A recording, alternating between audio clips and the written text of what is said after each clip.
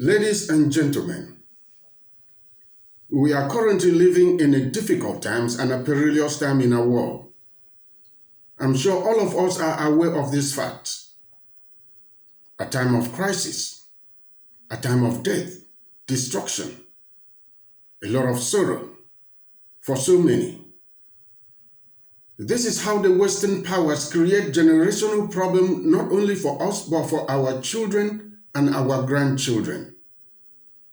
I will tell you how. Imagine you are a Palestinian child living either in the West Bank, in the Gaza Strip, or any of those open prisons in Palestine. What you used to know as a roof over your head is no longer in existence. And those that you used to call father, mother, cousin, nephew, and those who used to show you love are no longer alive. No water for you to drink, and if you go out there looking for even water to drink, you must look over your shoulder so that you will not get shot. That is the life of a Palestinian child today.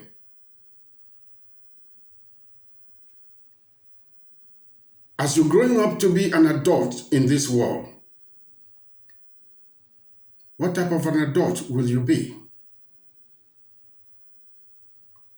What type of a person will you be?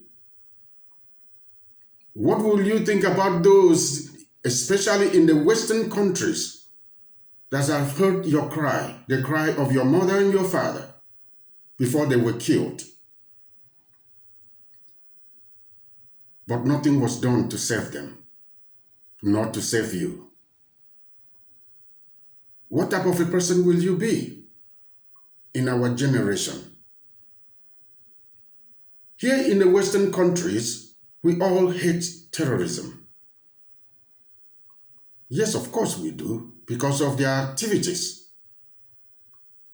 But who creates the terrorists and who grooms them? They are all the Western powers that are sitting in the fence and watching the whole calamity go on in Palestine and other places in the world. They are the ones that create and groom the terrorists, which our next generation and our children is going to have to face tomorrow. What are we going to do about it?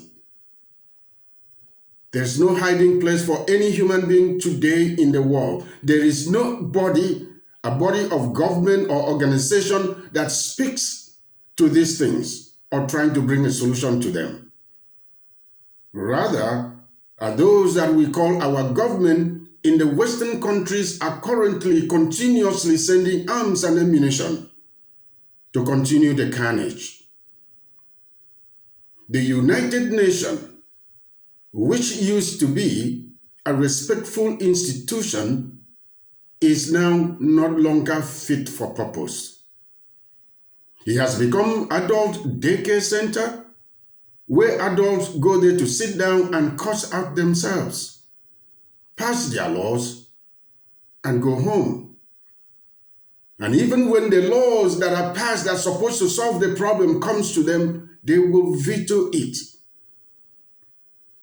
And the chief among them that veto those laws and rules and regulations is United States itself. The chief spokesperson for human rights and right to life. And when the United States does that, the rest of the Western countries, so-called civilized countries, will all fall on top of those rules that were passed to bring peace and sanity into the situation and veto them too. What foundation are they laying for our children and our grandchildren? It's horror. They're going to have to face this tomorrow, the result of their activities today. The ICJ that used to uphold the laws of this world, a respectful institution, has now become an adult choir practice center where people from different countries wear a woolen hat on their head, go there to sit down and sing from the same hymn book. And no one in this world enforces them. None of it is fit for purpose any longer. And tell me why United Nations and the ICJ should not be disbanded. They are no longer fit for purpose. It is now free for all in our world. You can do whatever you want, kill whoever you want, turn around anything you want. We are facing a distinction. We are facing a situation that is only maybe God, you and me, who want to stand up, call your MP, call your senator, demonstrate, speak out. We must face our generation and our next generation because our children and our grandchildren are in danger. Thank you.